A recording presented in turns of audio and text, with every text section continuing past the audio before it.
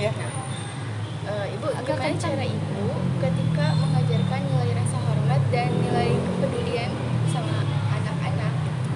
Anak-anak nih yang dari kecil atau biasanya kalau saya tuh mendidik anak saya ya.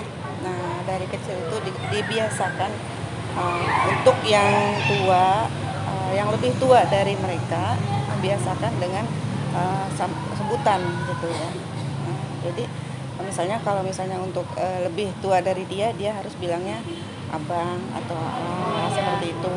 Jadi dari kecil itu sudah dibiasakan menghormati yang lebih tua itu.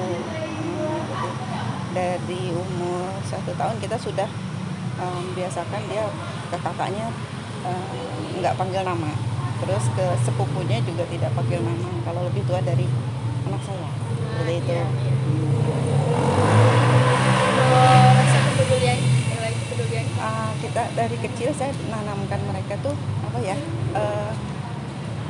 Maksudnya gini, dia kan bisa membeli apapun yang dia mau minta orang tua, tapi sesama itu dia tuh kita ajak dia tuh untuk berbagi sesama orang gitu. Jadi sering saya ajak kalau misalnya ada yang kayak ke panti asuhan atau seperti itu, atau ke anak yatim setiap lebaran. Jadi bukan kita yang berbagi, tapi anak saya yang memberikan, seperti itu.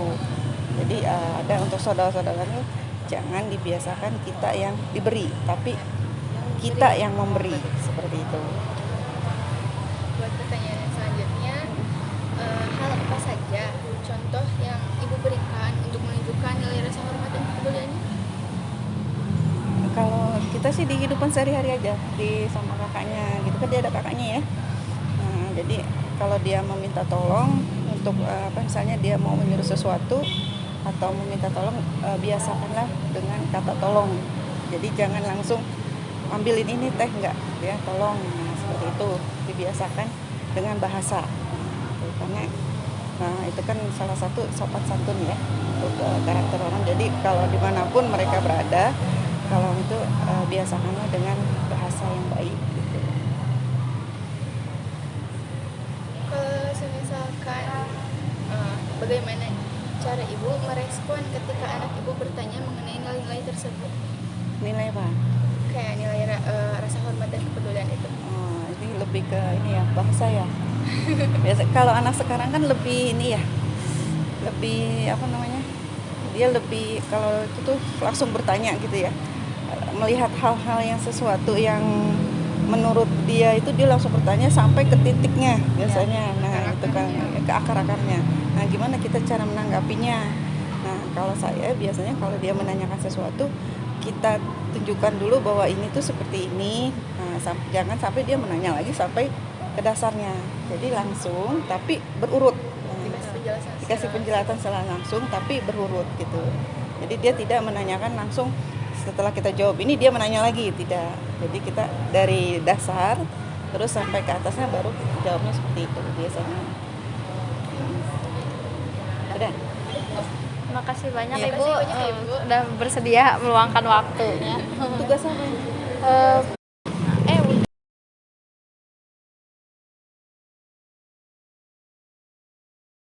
Anak di rumah. Pertama, menanamkan rasa hormat kepada sesama ya. Jadi jangan membeda-bedakan. Terutama pada orang tua dan orang lain juga disamakan. Karena manusia itu kan saling sama ya, prinsipnya sama. Jadi harus samalah sama orang tua di rumah dan di ruang lain, supaya orang lain itu lebih menyenanginya, bangga lah. Nah yang kedua itu, apakah Bapak merasakan nilai-nilai tersebut itu penting dalam kehidupan sehari-hari? Sangat penting sekali, karena sebagai individu sendiri dan karakter sendiri, agar kita punya jati diri sendiri lah.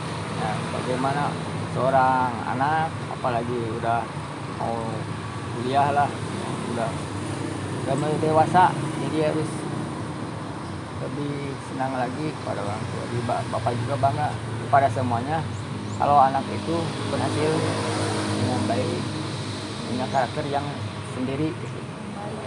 ya. Kalau mahasiswa bagaimana, anak SMA kan lain lagi terus mahasiswa ya mandiri, tanggung jawab, berat tanggung jawabnya. Ya. Bapak tanggung jawab di rumah segala-galanya, biayanya. Wah. Ya. Kalau mahasiswa berarti tanggung jawab orang tua harus berhasil. Bapak juga sekolahnya 2, di sana Bogor 1. Oh iya. Ya, sini. Yang itu yang paling riskan itu tiap hari berdoa Oh iya. jaga. Sukses terus Bapak. Yang terakhir itu bagaimana cara Bapak menerapkan nilai-nilai tersebut dalam berinteraksi dengan anggota keluarga? Pertama ya menjelaskan prinsip-prinsip dalam kehidupan, kemudian Bapak memberi contoh, setelah itu memberi contoh dengan bagaimana perilaku yang baik, cara ibadah, kemudian cara sosial dan cara mandiri lah, supaya dia nanti bisa mandiri, apalagi mau menjelang jadi seorang pendidik lah, bagaimana karakter, memberi contoh yang terbaik bagi anak-anak. Bapak juga. Segitu aja Bapak Ya, ya. makasih ya. Sukses terus ya Bapak Ya. buat anak-anaknya ya. Makasih Bapak. Makasih, Terima kasih.